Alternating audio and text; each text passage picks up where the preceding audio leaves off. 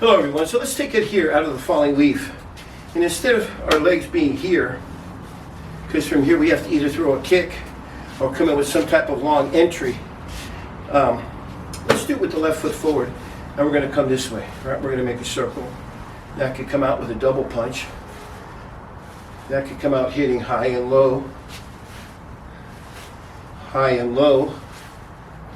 And then from in here, we can come up and out. We could come down, we could pull the beak up, come down, pull the beak across, come down, pull the beak up, come down, pull the beak up.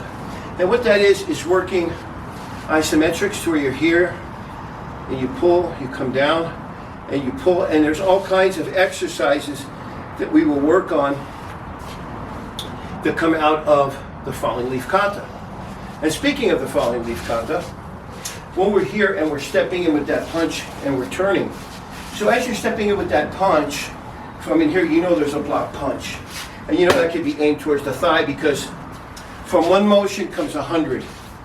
Maybe that's not the way it was understood by many, but that's the way it was taught to me.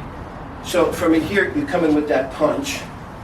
And from that punch, what else can you do? Well, if I come in with that punch, I could hit him with the head and the stomach and the heart. If I come down with that punch, I could come up and hit him under the chin. If I come down with that punch, I could block and hit him with an elbow. If I come down with that punch, well, I could come up with a double. If I hit him with that punch, I could do a windmill and then shoot a punch. So you can see that from that one motion, as you're coming down, we're turning. Now as we're turning, you can see it's half of a circle that we're working on, and then the hand is coming up. And the reason why that hand is coming up is in case someone is attacking you from this direction, you're protecting your temple. And also to hit this guy in the rear.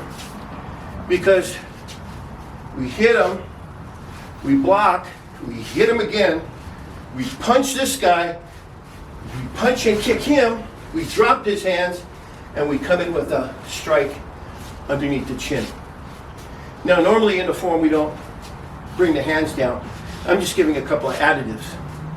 So from in here, as we turn, this could be a strike, this could be a strike before we come in here.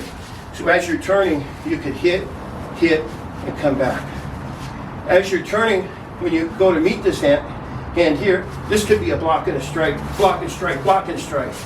As you're coming to hit here, you could do a double block, come in, double strike.